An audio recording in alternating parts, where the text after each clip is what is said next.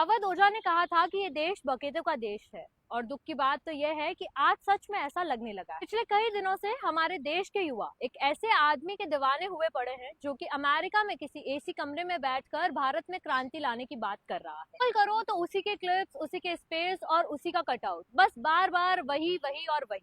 लेकिन इसी दौरान राजस्थान के रेगिस्तान में 45 डिग्री की झुलसती गर्मी के बीच एक युवा विधायक पिछले 15 दिनों से मजदूरों के हकों की लड़ाई लड़ रहा था। एसी रूम वाली क्रांति तो ट्रेंड में है, मगर धूप में झुलसती असली लड़ाई किसी को नहीं दिख रही, ना जनता को, ना मीडिया को और ना ही सरकार को। सोचिए, जब सरकार नहीं सुनती, मीडिया नहीं सुनता और देश का युवा भी स्क्रॉल करने में बिजी है, तो वही युवा विधायक हजारों की भीड़ और पुलिस प्रशासन के सामने तपती दोपहरी में खुद पर पेट्रोल छिड़क लेता है। किसी ने इसे स्टंट बताया तो किसी ने नाटक और किसी ने तो असंवेदनशील हरकत तक बता दिया और कई बड़े नेताओं ने तो इसे इमेच्योरिटी का उदाहरण तक बता दिया।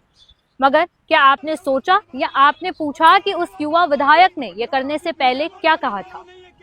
उसने कहा कि मजदूरों को सरकार अगर इतने दिनों तक मरने के लिए छोड़ सकती है तो यानी उस देश का लोकतंत्र ही मर चुका हो, और जिस देश का लोकतंत्र ही मर चुका हो उससे पहले मर जाना चाहिए उस जनप्रतिनिधि को जिसे जनता ने लोकतंत्र का प्रहरी बनाकर विधानसभा भेजा। इतनी गर्मी थी उस दिन कि एक चिंगारी से आग भी लग सकती थी और कुछ भी हो सकता था उस दिन। लेकिन ना मीडिया रुका, ना इन्फ्लुएंसर्स और ना ही हमारे ट्रेंडी यंगस्टर्स और ना ही सरकार।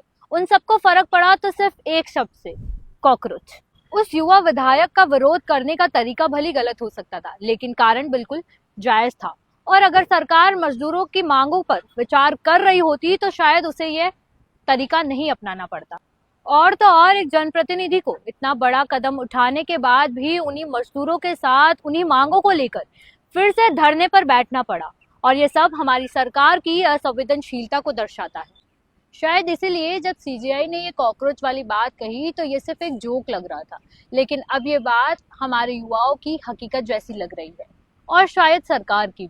अगर आपको भी सच से फर्क पड़ता है और ट्रेंड से नहीं, तो इस वीडियो को सेव करें और भेजिए अपने उन दोस्तों को जो अभी भी कॉकरोच फैन क्लब में बैठे हैं, और साथ ही पहुंचाइए उन नेताओं तक जो मजदूरों की जिंदगी में आग लगाकर अपनी राजनीतिक रोटियां सेक रहे हैं। आपको ये वीडियो कैसी लगी हमें कमेंट बॉक्स में जरूर बताएं, और ऐसी और वीडियोस के लिए फॉलो करिए द आउट रिपोर्ट को।